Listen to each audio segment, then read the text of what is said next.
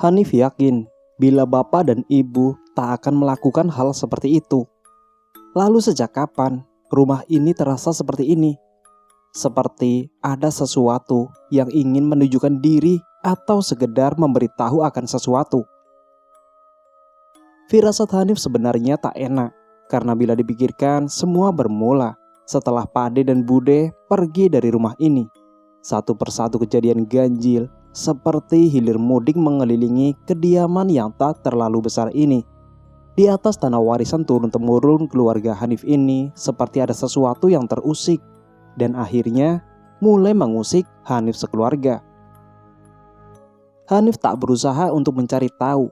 Ia memilih meringkuk di sudut kasur kapuk miliknya, membelakangi pintu berharap siapapun yang hilir mudik pergi dengan sendirinya. Dan tiba-tiba terdengar suara pintu dibuka. Gadis kecil itu meringkuk semakin takut. Ia tak mau menoleh. Nyatanya siapapun itu tak mau pergi. Ia justru mendekat. Karena suara langkah kakinya terdengar mengambang memenuhi seisi kamar. Hanif terus menekuk badannya, menenggelamkan wajahnya di sisi bantal. Lalu ada sentuhan di kulit kakinya. Bagai tersengat listrik, gadis itu mengejang. Ia nyaris berteriak sebelum menoleh, mengerjap, berusaha menangkap siapapun yang baru saja menyentuh kulit kakinya. Namun Hanif terhenyak sesaat karena tak mendapati siapapun ada di kamar ini kecuali dirinya dan Isti. Hanif terdiam membeku untuk sesaat. Hanif melihat ke sana kemari, menyapu seluruh bagian kamar. Tak ada apapun di dalam sini, kecuali pintu kamar yang sedikit terbuka. Di sampingnya, bayangan asap dari kemenyan yang dibakar di atas meja terasa mulai mengganggu. Hanif ingin sekali menyingkirkan benda itu, sehingga tanpa sadar, satu kakinya melangkah turun. Disitulah Hanif merasakan sesuatu di kakinya. Sesuatu yang terasa dingin dan berkecipuk. Gadis kecil itu termenung mematung sebelum menoleh ke bawah. Awalnya hanya setetes yang terasa. Semakin dilihat, semakin membasahi di sisi ujung ranjang. Hanif yang merasa bingung mengikuti sejejak tetesan yang mengarah ke bawah ranjang. Gadis itu menunduk, namun tak melihat apapun di sana, kecuali gelap di bagian bawah ranjang. Sampai bau tak sedap mulai tercium. Saat itulah gadis itu menoleh ke belakang, tempat di mana ia melihat dua kaki sejajar berdiri entah sejak kapan. Ia mengenakan celana hitam yang familiar. Hanif tak bicara, hanya diam mengikuti rasa penasarannya. Siapa pemilik kaki ini? Gadis itu mengadah. Tempat ia melihat seorang mengenakan jaket kulit biru tua bersimpah darah dengan wajah hancur lebur. Hanya darah yang keluar dari sisi bagian yang membuat gadis itu shock luar biasa. Mas Edi datang lagi ke rumah ini. Hanif tak ingat lagi apa yang terjadi setelahnya.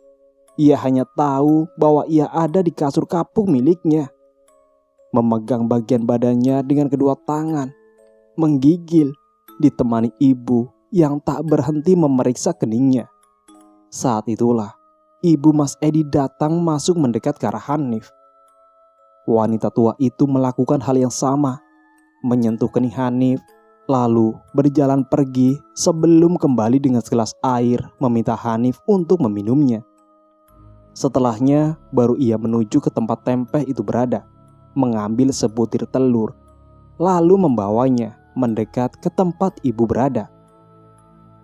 Di atas sebuah piring kosong, ibu dan Mas Edi memecahkan telur tersebut.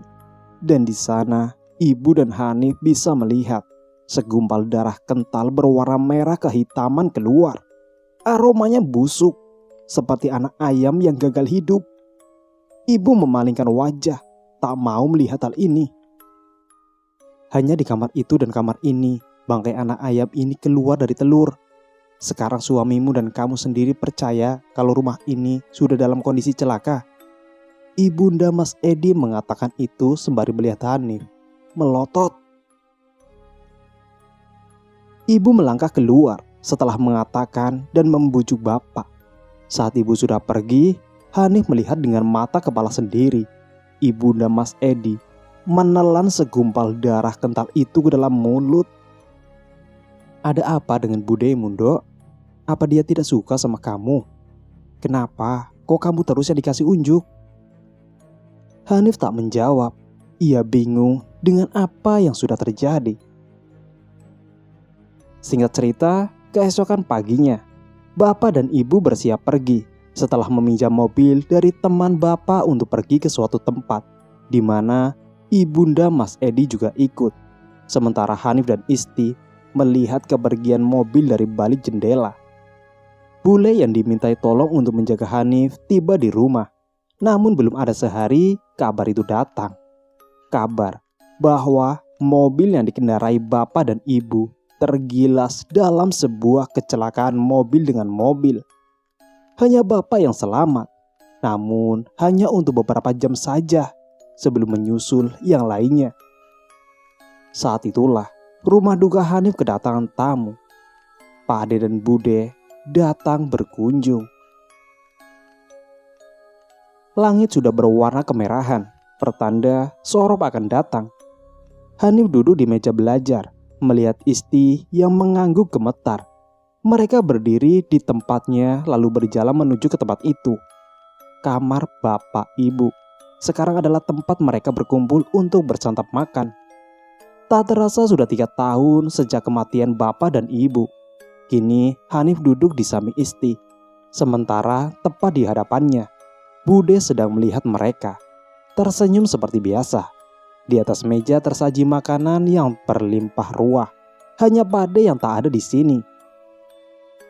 Semenjak kematian bapak ibu, Pak Ade menawarkan diri pada Bule untuk menawarkan diri sebagai wali dengan ganti menempati rumah ini. Hal yang sama sekali tak ditolak oleh Bule, karena ia tak tahu permasalahan yang terjadi antara bapak dengan Pak Ade dulu. Ketidakhadiran Pak Ade di meja makan bukan sekali ini saja, namun setiap hari sejak beberapa tahun yang lalu. Alasannya karena Hanif meletakkan sendok, ia selesai lalu berjalan kembali ke kamar seorang diri. Sebelum berhenti di muka pintu, Hanif menoleh melihat pintu kamar Pak Ade. Melihat tak ada satupun orang di lorong, Hanif melangkah ke pintu kamar Pak Ade. Di sana ia menunduk, mengintip. Apakah dia masih melakukan hal yang sama? Rupanya Pak Ade masih melakukannya. Menyantap makanannya tanpa menggunakan kedua tangannya dengan posisi tubuh telanjang. Hanif terdiam. Ia sudah lama tahu hal ini. Salah satu bagian di mana semua ini dimulai. Awal dari salah satu ritual memulai dan menjalankan tradisi puasa Sorop yang dilakukan oleh Pak Ade dan Bude selama ini. Sorop itu bisa membawa bala bencana.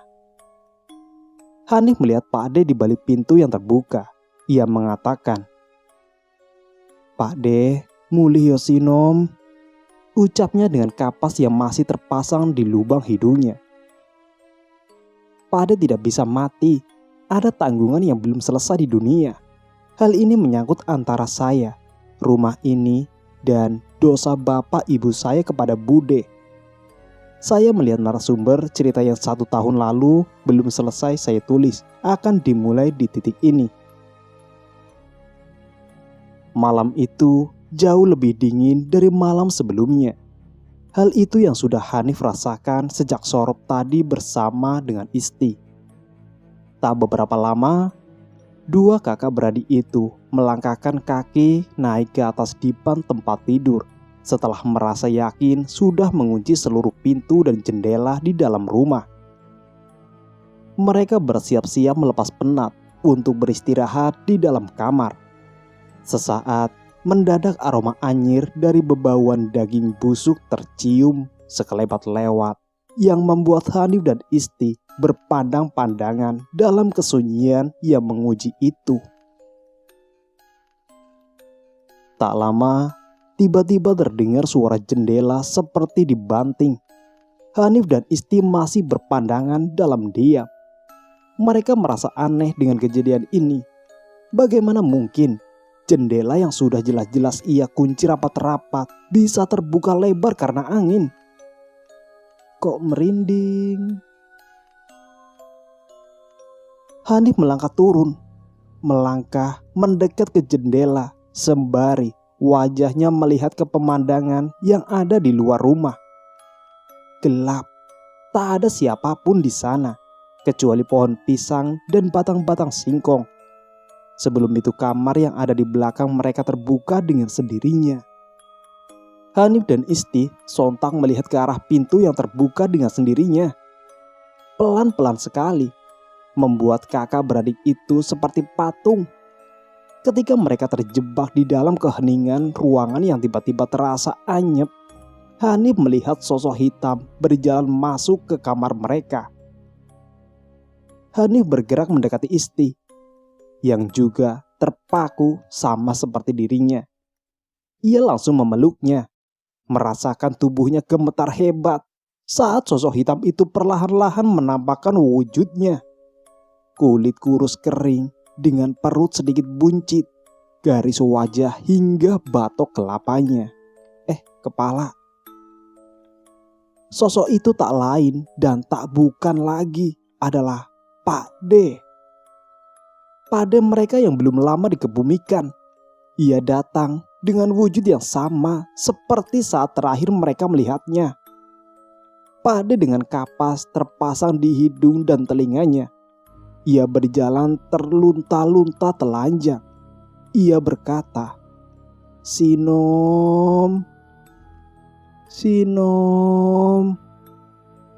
Seperti merauk keluar dari tanah kubur, Pak D datang menanggalkan kafan yang terpasang pada dirinya. Berujar dalam suara yang tak begitu jelas. Berkata bahwa ia pulang. Ia rindu dengan keponakan-keponakannya.